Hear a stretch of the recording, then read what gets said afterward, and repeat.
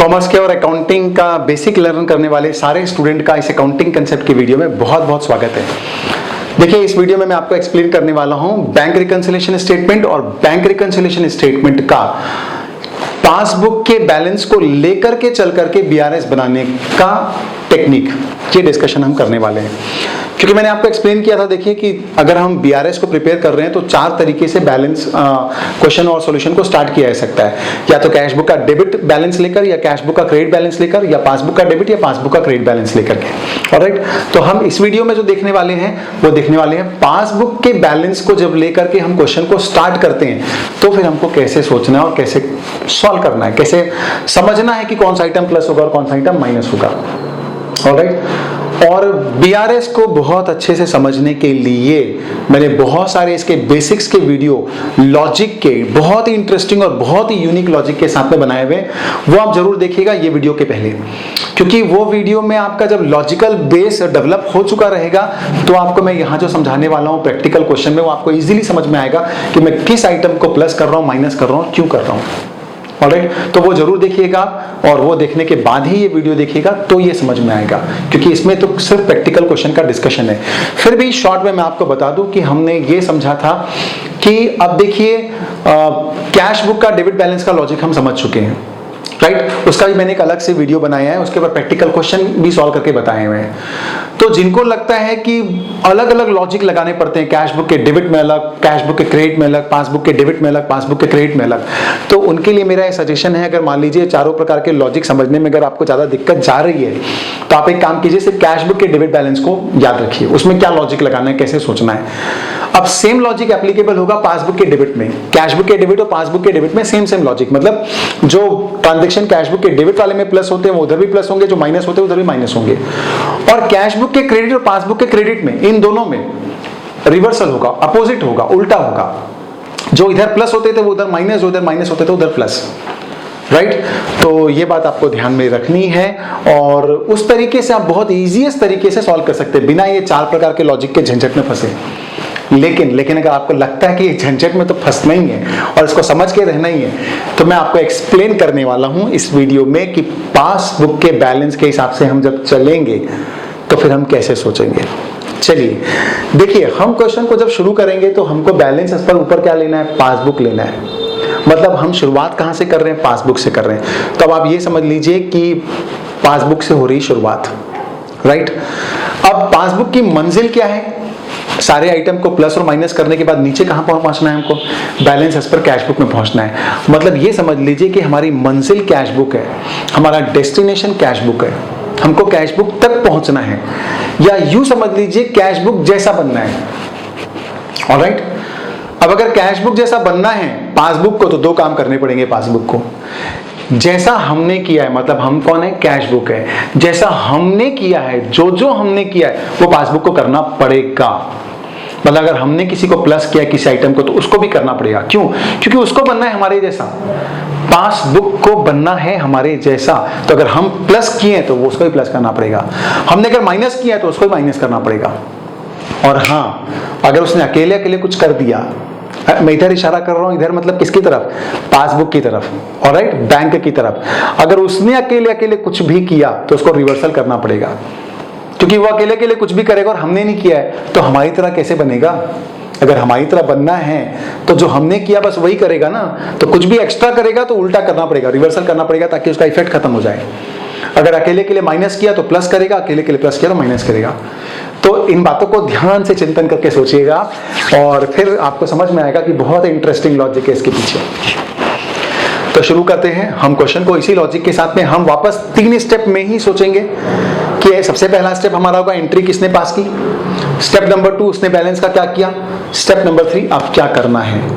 और दिमाग में एक बात आपको हमेशा रखनी है कि पासबुक को बनना है हमारी तरह, हमको नहीं बनना है उसकी तरह, उसको बनना है हमारी तरह। ऑलराइट, चलिए क्वेश्चन को लेते हैं, 3 स्टेप में सोचते हैं और सॉल्व करते हैं। क्वेश्चन है आपकी स्क्रीन के सामने, मैं अपने नोट्स से देख करके बोल रहा हूं और क्वेश्चन मेरी नोट्स का 8th नंबर का है और आपके सामने। On 31st March 2018, bank passbook of Mohan showed a balance of 15,000 to his credit. Bank के हिसाब से पासबुक में हमारा क्रेडिट बैलेंस था। देखिए पासबुक का क्रेडिट बैलेंस मतलब पॉजिटिव बैलेंस होता है, फेवरेबल बैलेंस होता है, मतलब हमारा पैसा बैंक में जमा है, नॉर्मल बैलेंस है। ओके, अब एडजस्टमेंट को पढ़ते आते हैं, उसका ट्रीटमेंट भी करते आते हैं। पहला, before that date he had issued cheque amounting to ₹8,000 of which cheques amounting to ₹3,200 have so far been presented for payment. देखिए 8,000 का चेक हमने इशू किया था, उसमें से 3,200 के चेक अभी तक प्रेजेंट हुए हैं। तो कई बार ये नहीं बताता कितने के नहीं हुए हैं प्रेजेंट, क्योंकि हमको बीआरएस में क्या लेना होता है, check issue but not presented. हमने इशू तो कर दिया लेकिन प्रेजेंट नहीं हुए। तो क्वेश्चन कई बार ये नहीं बताता कि प्रेजेंट कितने नहीं हुए हैं, ये बता देता है कि कितने के प्रेजेंट हुए हैं। तो कोई बात नहीं, जितने के प्रेजेंट हुए हैं उसको देख करके हम ये पता लगा लेंगे कि कितने के प्रेजेंट नहीं हुए। तो 8,000 में अगर 3,200 के प्रेजेंट हो गए, इसका मतलब रिमेनिंग 4,800 के प्रेजेंट नहीं हुए हैं। इसमें हमको शिकायत है, हम इसको लेंगे बीआरएस में। जो प्रेजेंट हो गए हैं उससे हमको कोई शिकायत नहीं होती है। ऑलराइट, तो देखिए स्टेप नंबर 1, चेक अगर इशू किया तो एंट्री किसने पास की? एंट्री हमने पास की। हम जब चेक को इशू करते हैं तो एंट्री हम पास करते हैं। स्टेप नंबर 1 था ये। स्टेप नंबर 2, हमने अपने बैलेंस का क्या किया होगा बताइए। जब हम किसी को चेक इशू करते हैं, किसी को पेमेंट करते हैं, तो हम अपने बैलेंस को कम कर देते हैं। तो हमने कम कर दिया, राइट। अब देखिए पासबुक ने कुछ नहीं किया है, क्योंकि वो चेक तो प्रेजेंट ही नहीं हुए ना, तो कहां से कुछ करेगा वो। अब उसने कुछ नहीं किया, हमने कम कर दिया है। उसको बड़ा अरमान है हमारी तरह बनने का, राइट। उसको बनना है ना हमारी तरह पासबुक को, तो वो क्या करेगा, वो भी माइनस करेगा, राइट। तो इस एडजस्टमेंट को हम क्या कर देंगे, माइनस कर देंगे। क्या लॉजिक लगाए हमने, क्योंकि पासबुक को बनना है हमारी तरह, तो अगर हम माइनस कर चुके हैं तो पासबुक भी करेगा। हम कुछ भी करेंगे उसको करना पड़ेगा, और अगर वो अकेले के लिए कुछ भी किया तो उसको रिवर्सल करना पड़ेगा। चलिए second transaction, a check of ₹2,200 paid by him into the bank is not yet credited in the passbook। हमने 2,200 का चेक जमा किया लेकिन बैंक ने अभी तक क्रेडिट नहीं किया है। स्टेप नंबर 1, एंट्री किसने पास की? एंट्री हमने पास की, हमने चेक जमा किया। स्टेप नंबर 2, हमने अपने बैलेंस को क्या कर दिया, हमने अपने बैलेंस को प्लस कर दिया, बढ़ा दिया। अब देखिए हमने अपने बैलेंस को अगर बढ़ा दिया है तो पासबुक को हमारी तरह बनने के लिए क्या करना पड़ेगा, उसको भी बढ़ाना पड़ेगा। उसको अगर हमारी तरह बनना है तो प्लस करना पड़ेगा, तो ये आइटम हो जाएगा प्लस। तो 2,200 को हम कर देंगे प्लस। थर्ड पर आइए, he had also received a check for ₹500 which although entered by him in the bank column of the cash book was omitted to be paid into the bank। हमको 500 का check मिला, हमने entry भी पास कर ली अपने bank column में, cash book में, लेकिन बैंक में जमा करना भूल गए। अब देखिए कायदे से तो हमने गलत किया है, गलती हमारी है कायदे से, लेकिन फिर भी स्टेप नंबर 1, एंट्री किसने पास की? हमने पास की एंट्री। स्टेप नंबर 2, हमने अपने बैलेंस को क्या किया होगा, तो जब चेक मिला है तो हम अपने बैलेंस को क्या कर देंगे, बढ़ा देंगे। तो हमने अपने बैलेंस को बढ़ा दिया है। अब देखिए हमने हालांकि गलत किया है, हमने चेक अपने बैलेंस को बढ़ा दिया है। अब बैंक को बनना है अगर हमारे जैसा, तो वो भी क्या करेगी, वो भी अपने बैलेंस को बढ़ाएगी। यहाँ पर सही गलत नहीं देखना कौन सही कौन गलत है, यहाँ पर तो बस एक ही बात देखना है कि किसको किसकी तरह बनना है।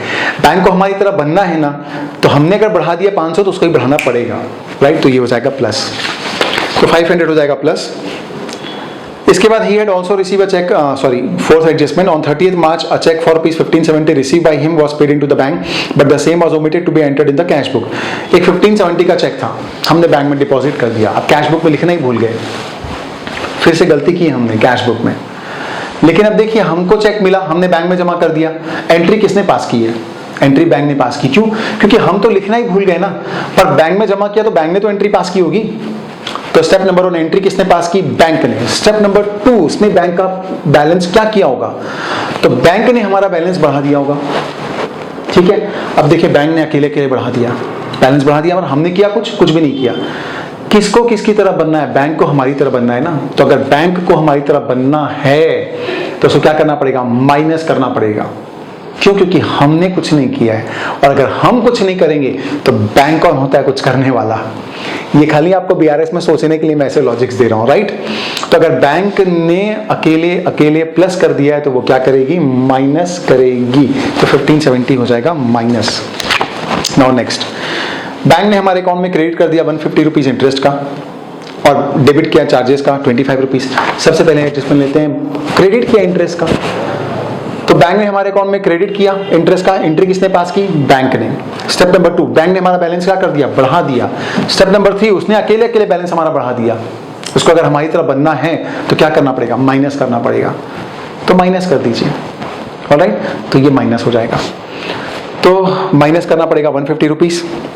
अब आइए चार्जेस, बैंक ने 25 रुपीज चार्जेस का हमारे अकाउंट से ले लिया, हमारे पास एंट्री नहीं है। तो स्टेप नंबर 1, एंट्री किसने पास की? बैंक ने। स्टेप नंबर 2, उसने हमारा बैलेंस को क्या कर दिया? माइनस कर दिया। स्टेप नंबर 3, उसने अकेले अकेले माइनस किया है। अब बैंक को अगर हमारी तरफ बनना है तो क्या करना पड़ेगा? प्लस करना पड़ेगा। तो 25 रुपीज हो जाएगा प्लस। ऑलराइट, तो हम कर देंगे 25 रुपीज प्लस। तो आपने देखा ये सारे प्लस वाले जो आइटम थे उन सबका टोटल करेंगे तो 2725 हो जाएगा। माइनस वाले आइटम का टोटल करेंगे तो 6520 हो जाएगा। प्लस वालों को प्लस कर देंगे, माइनस वालों को माइनस कर देंगे, तो जो बच जाएगा 11,205। ये बचेगा balance as per cash book. क्यों? क्योंकि शुरुआत कहां से की थी? बैलेंस एज पर पासबुक से। तो एंड में जो बचेगा वो क्या होगा? Balance as per cash book. Alright, तो ये था ये क्वेश्चन जिसमें हमने बीआरएस बनाना देखा। कब देखा? जब बैलेंस एज पर पासबुक लेकर के चल रहे हो। तो ध्यान रखने वाली बात सिर्फ ये है कि आप जब पासबुक के बैलेंस से शुरुआत कर रहे हो तो हमारी मंजिल चूंकि कैश बुक है, तो यूं समझ लीजिए कि पासबुक को बनना है कैश बुक की तरह। तो ये लॉजिक हमेशा याद रखिएगा, जो कैश बुक करेगा, राइट, प्लस या माइनस, वो पासबुक को भी करना पड़ेगा। और अगर पासबुक कुछ अलग अलग से कर लेगा, अपने आप अलग अलग कुछ भी कर लेगा, तो उसको उल्टा करना पड़ेगा, रिवर्सल करना पड़ेगा। राइट, अगर आपने ये लॉजिक समझ लिया है तो आपसे हर क्वेश्चन इस तरीके का बिल्कुल बनेगा। ऐसे ही एडजस्टमेंट हर क्वेश्चन में बार बार रिपीट होते हैं। एक को समझ लिया तो सब समझ में आ गया। तो ये था कैश बुक के बैलेंस तक पहुंचना और बैलेंस एज पर पासबुक से शुरू करना। आई होप कि आपको समझ में आया होगा। मेरे दूसरे भी जो बीआरएस के प्रैक्टिकल क्वेश्चन की प्रैक्टिस के लिए, पूरे कंसेप्ट को, लॉजिक को अच्छे से एक्सप्लेन करने के लिए दूसरे वीडियोस जो बने वो भी जरूर देखिएगा, तो ही ये वाला वीडियो आपको ज्यादा समझ में आएगा। Thank you.